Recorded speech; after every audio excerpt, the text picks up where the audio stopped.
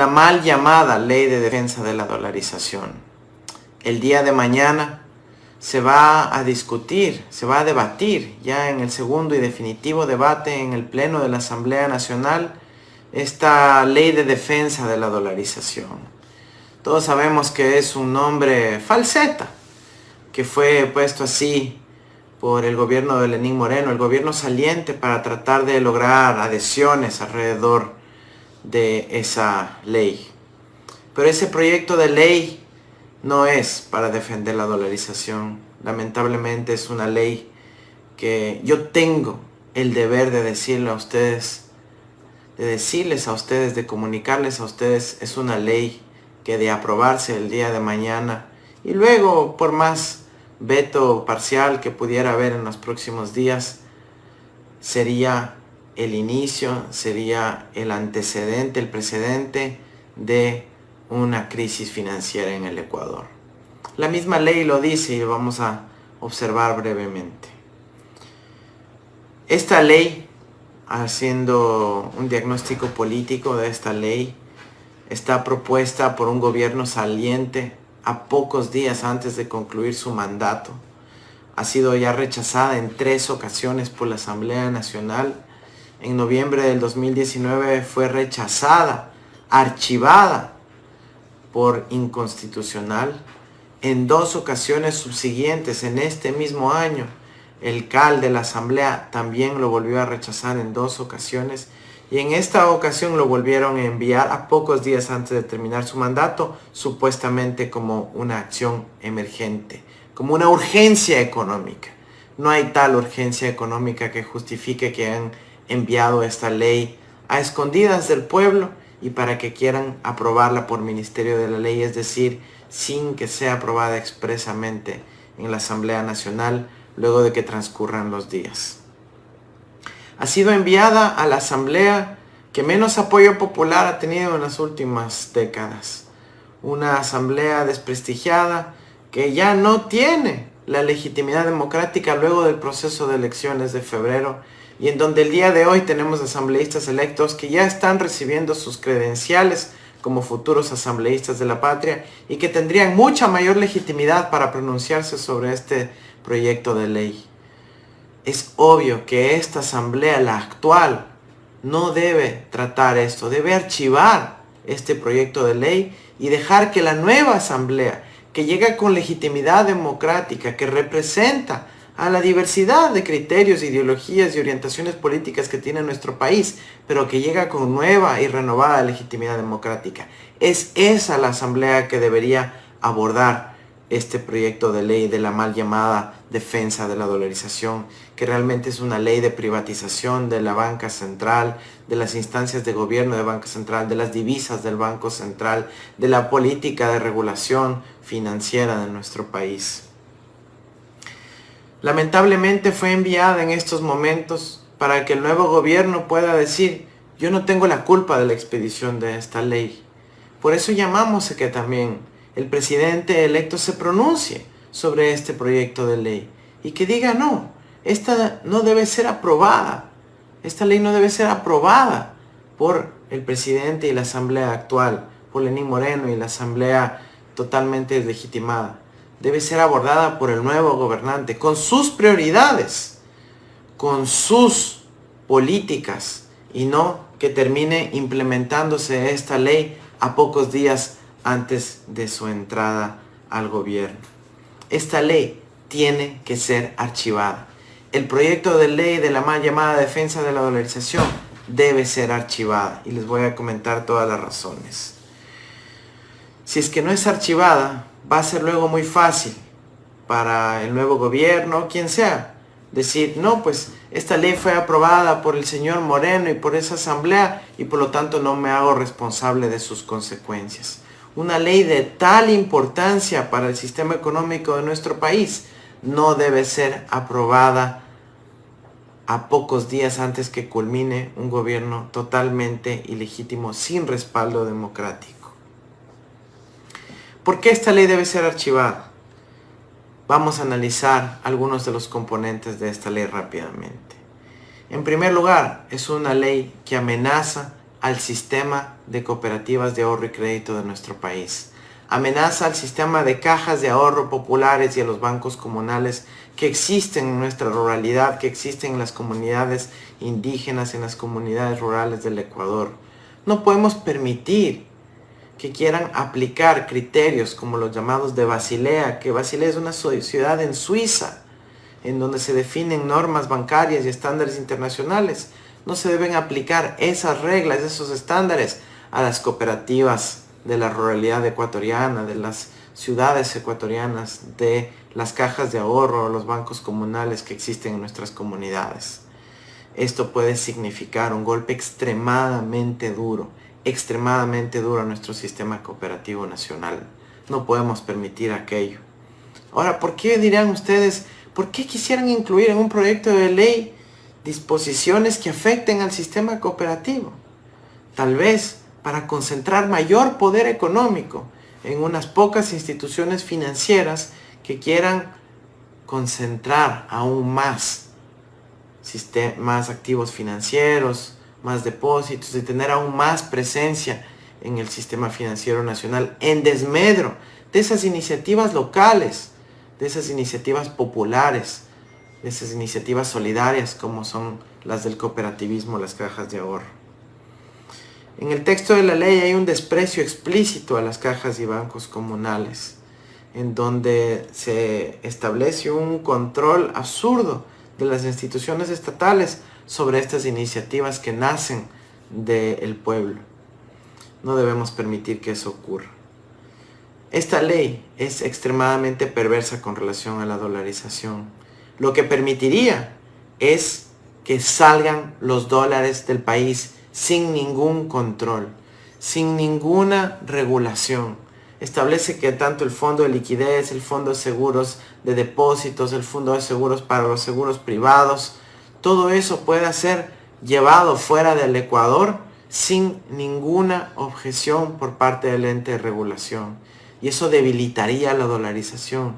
Estamos hablando de un acto que puede generar consecuencias muy graves para la economía ecuatoriana, para el Estado ecuatoriano.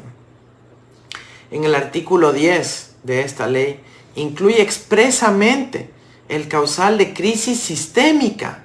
Es decir, se están anticipando a que con esta ley pueda haber una crisis sistémica en el Ecuador.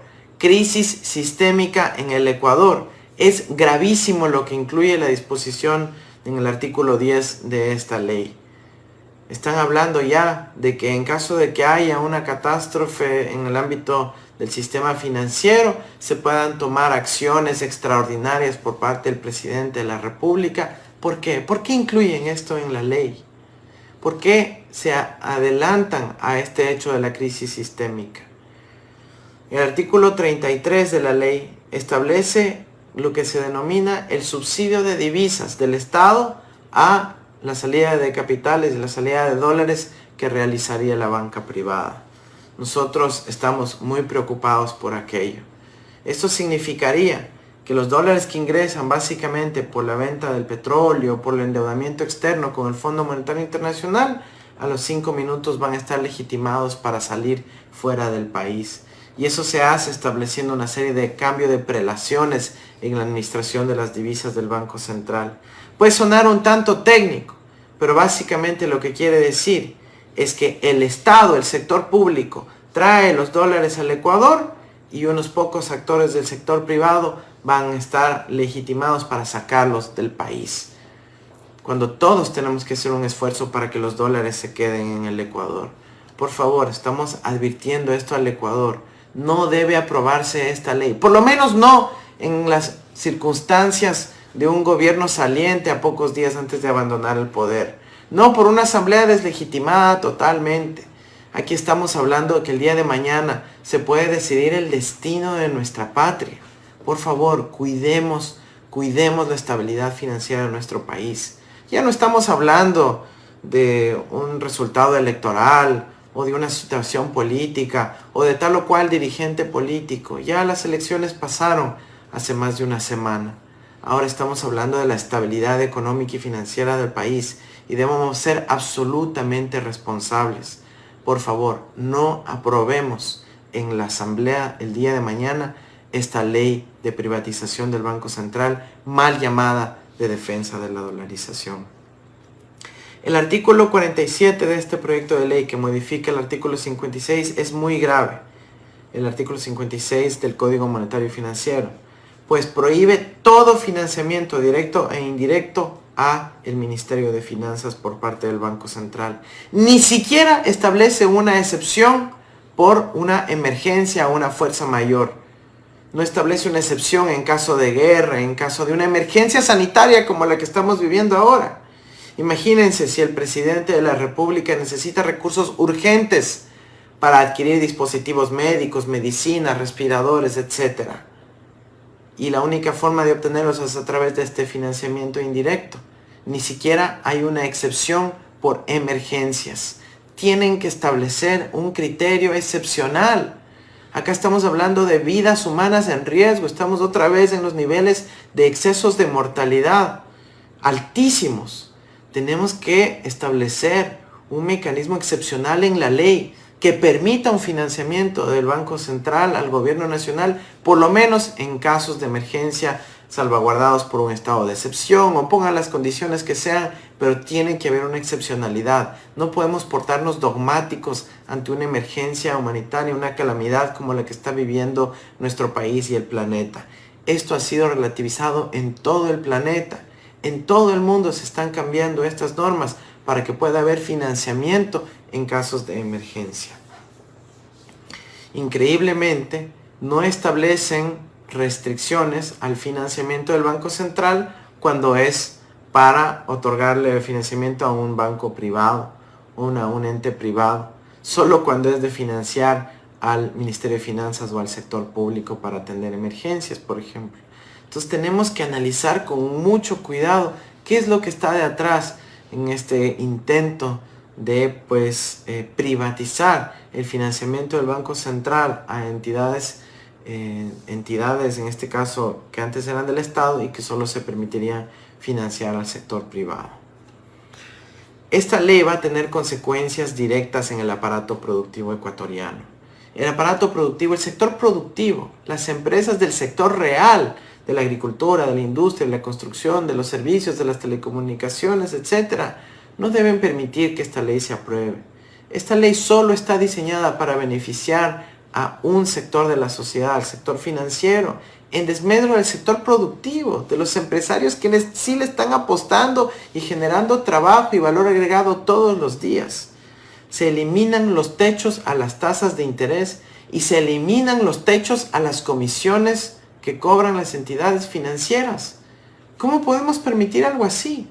Al parecer, están ya ahorita discutiendo de urgencia cómo volver a incluir en el texto una regulación a los techos de tasas de interés. Pero en los compromisos con el FMI establecen claramente que hay que eliminar los techos a las tasas de interés. Eso puede significar un hecatombe para el aparato productivo nacional, que ya está apretado. Imagínense si aumentan aún más las tasas de interés. Al contrario, la política que debería estar en esta ley es una de reducción de las tasas de interés y reducción de las comisiones, como lo vio la ciudadanía expresamente a lo largo de los últimos meses. Y no como ahorita se quiere intentar de eliminar los techos a las tasas y a las comisiones. Por favor, seamos sensatos. Aquí tenemos que ayudar al aparato productivo nacional, a las familias que están endeudadas. Se eliminan inclusive, y esto demuestra la radicalidad de este proyecto de ley, se elimina la obligación legal de publicar las estadísticas sobre las tasas de interés. En el artículo 45 que modifica el 55 del Código Monetario, eliminan la obligación legal de publicar las estadísticas de las tasas de interés. Imagínense, ¿por qué hacen eso? La única motivación, la única razón es para que la ciudadanía no pueda ver lo que está ocurriendo alrededor de las tasas de interés. Otro impacto al aparato productivo nacional y al estado de la dolarización en nuestro país. Se elimina la obligación de ingresar los dólares por exportaciones al Ecuador.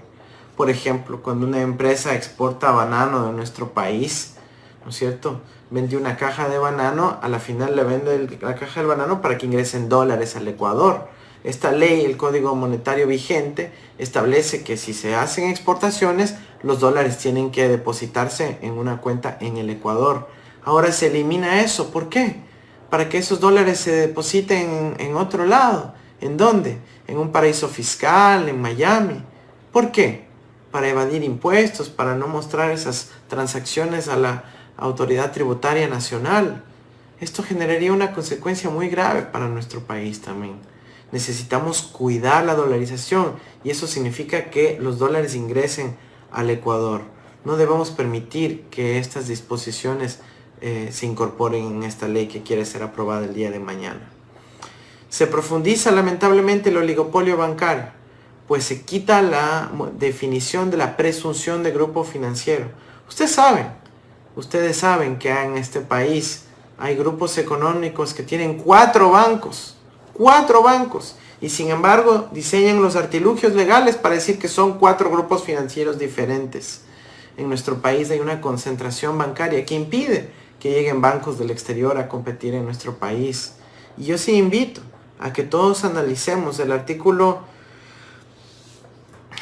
101 que modifica el 419 del Código Monetario y Financiero, porque establece que los grupos financieros van a poder seguir creciendo, concentrando más poder económico entre ellos y además tomarse lo que llaman las fintech, las iniciativas, como lo hemos hablado en otras ocasiones, DataFast, Banred, iniciativas que permiten realizar transacciones y que permiten que nuevas empresas con intelecto de los jóvenes se puedan desarrollar en el país. Hay una amenaza también a la innovación tecnológica en el ámbito de las finanzas y hay una tendencia hacia una mayor concentración oligopólica en el sistema financiero. Finalmente, establecen una disposición en donde el Banco Central debe devolver las acciones de la banca pública al Ministerio de Finanzas y establecen un plazo del 30 de junio para que se lleguen a estos contratos de cesión de acciones del Banco Central al Ministerio de Finanzas. Aunque suene demasiado técnico, esto tiene una implicación grave para la situación financiera tanto del Banco Central como del Ministerio de Finanzas, porque significa que se van a tener que privilegiar recursos fiscales, presupuestarios que tanto se necesitan para la salud y la educación de nuestro país para simplemente atender un capricho contable. Y eso va a terminar por afectar la vida diaria de los ecuatorianos. Aquí tenemos que ver el sentido común, tenemos que cuidar a las familias ecuatorianas. No es el momento de privilegiar dogmas en un momento de emergencia sanitaria, en un momento de muerte que está prevaleciendo en nuestro país. Necesitamos que la política pública le dé un respiro a la gente por lo pronto y el camino no es aprobando una ley de este estilo. Finalmente, yo quisiera aportar 2 breves ideas sobre la parte jurídica de esta ley. Es una ley claramente inconstitucional. Viola los artículos 302 y 303 de la Constitución de la República, porque ahí claramente se dice que el Banco Central instrumentará las políticas como parte de la función ejecutiva, Y esta ley reitera e insiste que el Banco Central debe ser supuestamente autónomo, crea 2 juntas, una monetaria y una financiera, creando no solo más aparato burocrático, sino otorgándole ese poder a la Asamblea Nacional, modifica la ley orgánica de la función legislativa para que la Asamblea pueda quitar o no, solo si es que cumplen ciertos criterios en la Comisión de Fiscalización, a los miembros de las juntas monetaria y financiera del país. ¿Por qué? ¿Por qué se genera ese blindaje, esa autarquía para las juntas monetaria y financiera del país? ¿Por qué se quiere que sean nombradas por el gobierno del señor Moreno y puedan durar 4 años en el cargo? No, nuestra Constitución es clara. El Banco Central, quien ejecuta la política monetaria ordenada por el presidente de la República, tiene que hacerlo. No se necesitan intermediarios. Se necesita que el presidente electo asuma la responsabilidad democrática de la política económica que asume.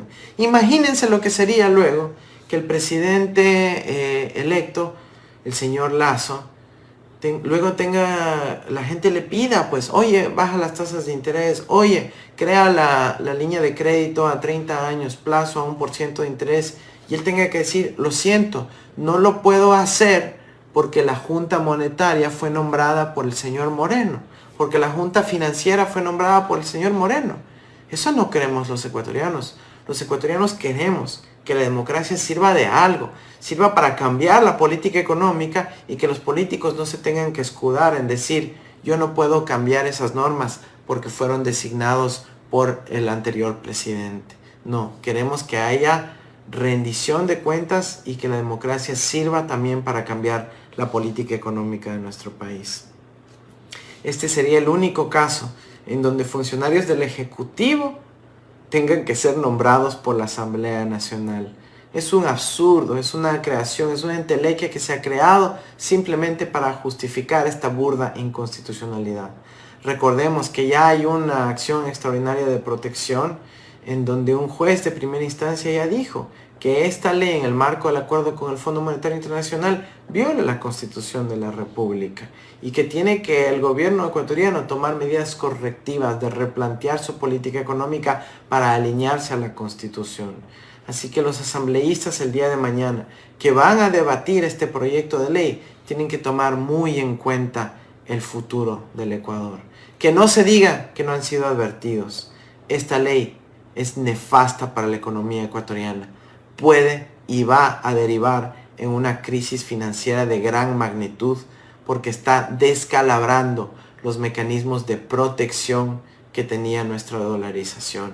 Si eliminan los techos a las tasas de interés, los techos a las comisiones, eliminan el coeficiente de liquidez doméstica, eliminan la obligatoriedad de ingresar las divisas al Ecuador, cambian la prelación sobre las cuales se establecen la salida de divisas de nuestro país, establecen la privatización de los cuerpos directivos del Banco Central con la creación de las dos juntas monetaria y financiera y establecen además normas y regulaciones que debilitarían con un golpe mortal a las cooperativas de ahorro y crédito, cajas y bancos comunales, están creando las condiciones para una crisis financiera. Esperamos que no digan que no hayan sido advertidos. Lo de hoy es una advertencia grave y seria. Impedido, y el de todos los progresistas del Ecuador, la causa común que nos une, no solo a los progresistas y a los ciudadanos que nos interesa nuestro país, sino a todo el Ecuador porque necesitamos darle racionalidad a la forma de hacer política, es que esta ley no sea aprobada en los últimos días de un gobierno saliente por una asamblea totalmente deslegitimada. Ecuatorianos, hacemos esta advertencia al país. Tomémonoslo en serio. Revisen por favor el texto que se está discutiendo y se va a debatir mañana en la Asamblea Nacional y no permitamos que sea aprobado. Muchísimas gracias. Muy buenas noches.